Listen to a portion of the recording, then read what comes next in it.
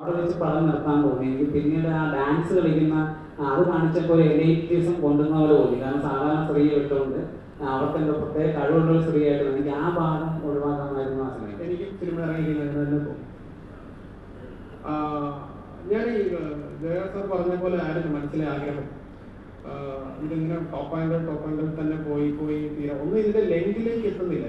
Cinema 72 minutes ഉണ്ടെങ്കിൽ feature ആക്കാൻ പറ്റുള്ളൂ. ഷോർട്ടായിട്ട് ചെയ്താൽ നമുക്ക് ഒരുപാട് ഓപ്പർച്യൂണിറ്റീസ് ഇല്ലാതായിപ്പോൾ നമുക്ക് ഫീച്ചറിനുള്ള സാധ്യതകൾ കുറെ കൂടെ കൂടുതലാണ്. ഇപ്പൊ ഒരു ഷോർട്ടായിരുന്നെങ്കിൽ നമ്മൾ ഇവിടെ നിന്ന് ഇത് കാണുന്നില്ല എന്ന് പറയുന്നത് പോലെ തന്നെ. അപ്പൊ പിന്നെ ആദർശിന്റെ കുറച്ച് കാര്യങ്ങൾ വീട്ടിൽ പുറത്തേക്ക് ഇറങ്ങാം, ഫ്ലാറ്റിന് പുറത്തേക്ക് ഇറങ്ങാൻ തീരുമാനിക്കുന്ന മൊമെന്റിലാണ് പിന്നീട് ടോപ്പ് ആംഗിളിൽ നിന്ന് പോവേണ്ടി വന്നത്. പിന്നെ ആ സമയത്ത് കുറച്ച് ആദർശിന്റെ ഒരു മൈൻഡിനെ റെപ്രസെന്റ് ചെയ്യാനൊക്കെ ശ്രമിച്ചത്. നമ്മൾ കാർഡ് കാണിക്കുകയും അങ്ങനെയൊക്കെ കാണിച്ചത്. പിന്നെ നോർമലി നമ്മളൊരു ബെഡ്റൂമിലുള്ള കഥ പറയുമ്പോൾ ബെഡ്റൂമിലുള്ള സീനുകൾ കൂടുതലുള്ള സിനിമയ്ക്ക് ഏറ്റവും അനുയോജ്യമായുള്ള ഒരു ഷോട്ട് തന്നെയാണ് ടോപ്പ് ആംഗിൾ.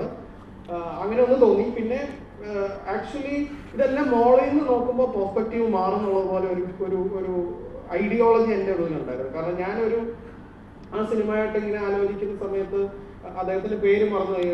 ഒരു നമ്മുടെ ആസ്ട്രോളജർ അല്ലെങ്കിൽ മറ്റേ സ്പേസ് ഷിപ്പൊക്കെ ആയിട്ട് ബന്ധപ്പെട്ടിട്ടുള്ള വളരെ ഫേമസ് ആയിട്ടുള്ള ഒരു കോട്ടുണ്ട്.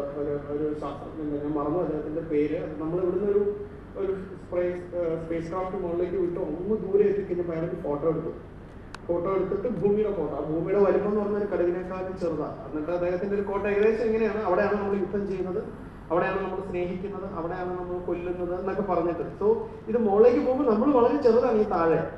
അപ്പൊ അങ്ങനെയൊക്കെ തോന്നിയിരുന്നു. പക്ഷെ അത് ആസ് എ ഫിലിം മേക്കർ പറഞ്ഞതിനോട് ഞാൻ കൃത്യമായി യോജിക്കുന്നു. അതിനെ നമുക്ക് ഇടയ്ക്ക് വെച്ച് ബ്രേക്ക് ചെയ്യേണ്ട വന്നത് നല്ലൊരു ഒരു സിനിമയുടെ പോക്കിനെ തടസ്സപ്പെടുത്തിയത് പോലെ ഞങ്ങൾക്കിടയിൽ ഒരു ചർച്ചയുണ്ട്.